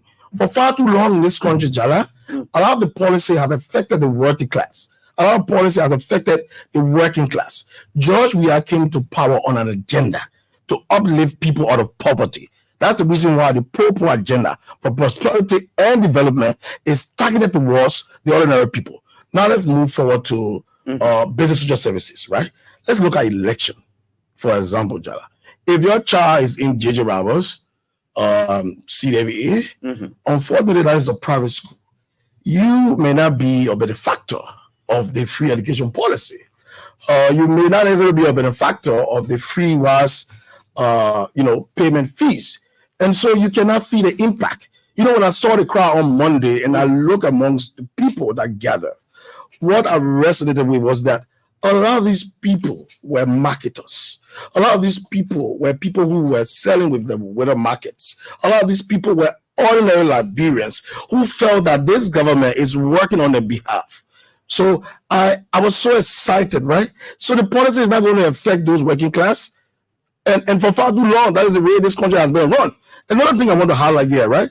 The construction of high schools in rural counties. Jallah, let's be honest here. 25 high schools have been constructed across the country. 18 early childhood schools constructed across the country. You think who's going to go to those schools? You think it's my kids or just the people who are in government alone? We are working to ensure that people who cannot afford, people who will go to the market from in the morning to night, just looking for daily bread for their family, can have an opportunity to send their kids to school and not worry about tuition. Before this government came to power, you had a lot of teachers that were not even on payroll. They were volunteering. Upon our ascendancy, right? You realize that 3,500, right? I've been put on payroll. Exactly. They were volunteer teachers. They were volunteer teachers for all these years. So I don't know what we need to do. That's the reason why I said this campaign is going to be one of the easiest in Liberia's history. And we are promising the Liberian people a first round. We're not going to waste money on second round elections in this country because we think that money can go towards the betterment of the lives of Liberians. So we're going to campaign. We're going to propagate the positives, the data, the facts that speaks to the promise made by this government to ensure that President Weah is re-elected. No, I'm coming. Yeah, quickly, go ahead. Yeah. So again, well, the adding of 1,300 teachers and guardians counselor. Jallah, there's this debate about, or students were taking WAG before, now they're taking WAS. What is the difference? It's general public examination, right? We can go into details and try to define it too. But let's not deviate from the focus here. Before this government came to power, you realize that students were taking WAG and they were failing miserably. They were failing. The failure rate, unfortunately, the passing rate was like at 40%. But currently, if you look at the statistics from 2018 to 2022, the passing rate has gone up to about 90%. And why are you reported about the progress made for the elementary and junior high school? Why are we seeing this progress, Jallah? Because this president is committed to supporting our students. They do not have to worry about WAG fee again. They do not have to worry about tutorial fees. All they have to do is to go home and study the lesson. Their parents do not have to worry. They don't have to burden themselves with tuitions. So we go on and on. But I want you to maintain that this government is working for the ordinary Liberians. So if you are an elitist, if you are a working class, and you feel that this government policy is not affecting you, well, I'm sorry. Vast majority of the people in this country are living under the poverty level, the poverty rate level. So we try to uplift these people so that they too can enjoy the wealth of this country. Power to the people. That was exactly what you were referring to. Exactly. Yeah, so quickly. Quickly. You talk about the social services, development, right? What are those things that we sign? How is it benefiting the people? And those things that let's say electricity and water and all of that. Let me lay specific emphasis on electricity. Do you know that 130,000 Liberians were added to the EDC grade? And, in let's say 2018, or let's say 780,000 individuals and 130,000 households were added to the national grid. this government also came to power and reduced electricity costs from 35 United States dollar, to 21 cents, right? Okay, so it was around like 35 cents to 21 cents. So it was 35 cents you were paying for electricity at first. Deduction. Yes. Then now you're paying 21 cents, right? And you're going to have a more deduction, in that reduction in that, right? Now, government pay a lot of money also for the Cote d'Ivoire, the current that is coming from across. Absolutely. And it's our eastern part of the country. Yes. So now, if you talk about someone who is living in, let's say, Grand Jure, that person is experiencing very stable electricity, let's say, Maryland. Yes. And even now, Jallah, at my community, where, at my house, at my home, my residence, where I live, we know that there are some other issues, with let's say power theft and all of that. But I'm experiencing, at a relatively experiencing a stable electricity, in my community, at my residence. So that means that the government is actually taking into consideration those, let's say, basic social services that they promise the people, And then, Jallah, I was talking about the health sector. Right, I just want to break it on before you can go to please. So besides the intensive care unit that was built at the medical center, JFK collects fees for service, right? Besides the budget or allotment that I give them for operation at the JFK medical center, we collect our own fees for service. Jallah, we have a private ward now at the JFK Medical Center that was previously resided in by the Home Bill, also doing the civil crisis, right? We have the Jerry Brown administration under the government, President George Manawia, has transformed that that place, and subsequently will be dedicated. And if this is going to be a private ward, that is going to incorporate a lot of people. Nurses going to be brought forth on that, in that era. Also going to increase employment and all of that. And that place is going to be a state of the art. Thank you, sir. Yeah, already been to the budget really for the delegation of that facility, state of the art. The EFBC team going to be invited there. Thank you. The president is about to delegate that facility. So I'm telling you about the transformation that is going on at JFK Medical Center. Thank you. And next time we're facing the lecturers, will ask you to speak simple English for the podium. Exactly. So, thank you. I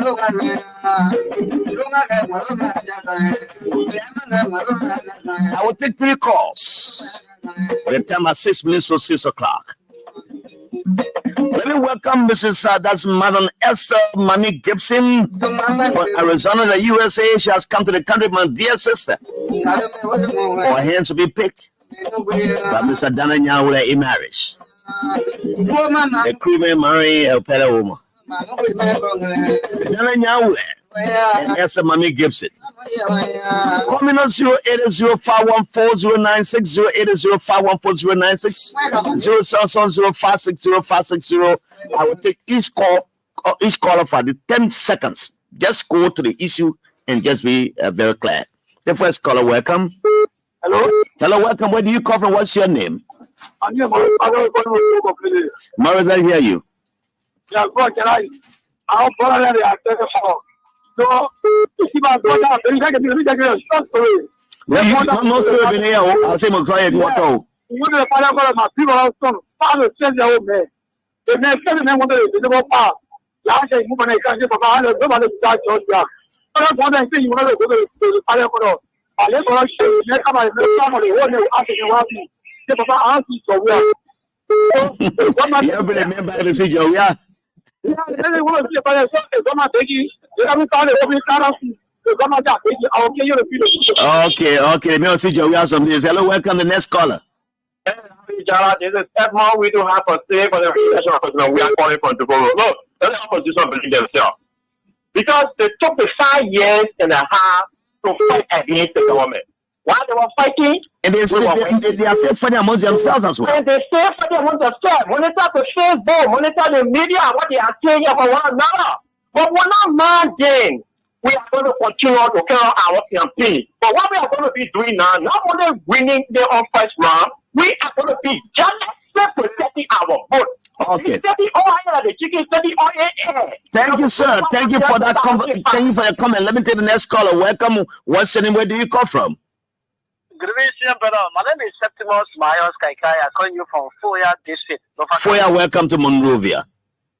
First of all, I want to appreciate the studio guests and the station at large. And on behalf of the Foya people, want to render President Foya apology for us not voting for him in 2017.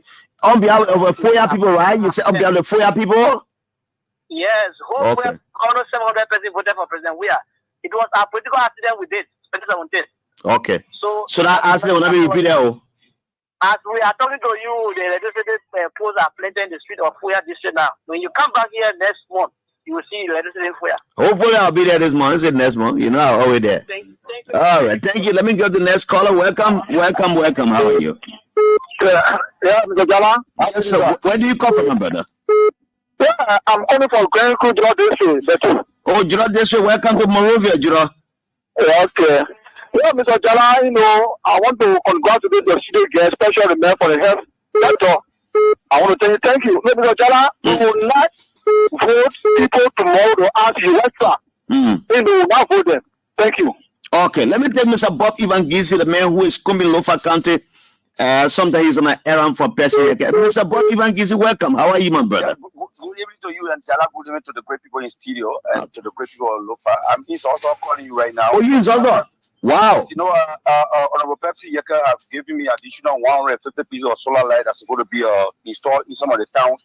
Lofa right now, we are done almost for the 2 towns in Zaza district. And there are outstanding town of 10 that we're supposed to do the solar electrification. I think our people are very, very well supportive of the process. And this time around, Jallah, after October 10, the number that we will garner from Zaza district will be an unprecedented number telling the president, thank you for the level of work and thank you for keeping our children, our sons and daughters in your government. Thank you, Bob. Yeah, thank you, Bob. Thank you. The final caller is here. You get 10 seconds. Go ahead quickly. Oh, thank you very much, Jallah Grayfield. Let me take to our. Is that Poker Roberts? Yeah, Poker. You have 10 seconds. Please go ahead quickly.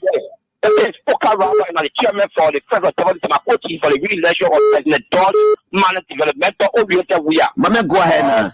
Mr. Grayfield, the leader articulated all of the problems, the unprecedented problems of SLMC. And I can tell you, that is why you see the poor keep on in there no more. And when you go at normal time, you will come out 10 little times. So President, thank you for paying our school fee, for paying our water fee, for keeping the health care, for paying our constructive. Thank you, Poker Wilson, Poker Roberts, rather. We're going back to the table and take the further comments on these known people here. These intellectuals, astute men in the political arena of our country. Let's go to the man who comes from the health sector. Mr. Creighton, just in a few seconds, make your parting comment. Well, Jallah, I must say, thanks to the callers. You listen to the callers. I'm not taking calls again, please. I'm not taking calls again. There's no time, please. I'll take a call another time. Yeah. So all of the callers were all into commendations, and for the team that is in studio, and we appreciate them. We will always avail ourselves to provide the information that is needed to the public. Okay. And that about what the George Weah-led government is doing, specifically in the health sector from where I come from, and my other colleagues will also deal with their various sectors. And we are always open. The We Are Intellectual Movement is here to defend the legacy of the president. And we will definitely continue to tell our people what this government has done. Mr. Aaron Weah, George Weah should be re-elected. Mr. Weah, thank you very much. You had that. Thank you very much, Jallah. Thank you. It's always a pleasure to be here. But mine is just a simple message. Elections are about the contest of ideas and ideology, right? And also reflecting on track record. I just want to admonish the Liberian people, right? As we go to the polls come October, let's look at who said what they were going to do and what they did, right? Let's look at the track record. Let's look at the facts. Let's look at the data. Some of the things we say here, they do not exist in utopia. No, they are visible. You can drive there and see, you can touch, right? So let our decisions be based on what this government said it was going to do and what this government has done. That's all I want to say to the Liberian people. Thank you. And His Excellency Dr. Joy Manuel will indeed win the election in the first round. Mr. Chesin, how are you? Well, welcome again. Your party comment, rather. Thank you, Jallah, and a big thank you to our callers. And the reason why you see all the support is all the calls are in support of the president's re-election, and on the first ballot is because it's possible. What President Joshua has done deserves a first ballot victory, and it has happened, and it will happen again. Nobody should say that winning on the first ballot is not in the history of this country. The reason why we've been going second round in all our elections is because of the strength that CDC demonstrated in all those elections. Okay, sir. So this election is going to be on the first ballot due to the work that this president has done. Thank you. Jefferson Chesin, even we are, and the development communicator, Mr. Creighton. They all been here as my guests on the final laps of the bumper show, which is dedicated to the We Are intellectual movement, headed by Honorable Fofana, Banka Fofana, Deputy Minister of Information, Culture, Affairs and Tourism. Join me again on next week, Monday. Tomorrow, as a guys on will be here with the good news. My name is Jallah Grayfield. I'm the nation's MJ. Remember Jallah Grayfield, chapter 1, verse 1. Let's talk and talk and talk, and never shall we fight. Fighting shall not be our portion. A good day for Monroe.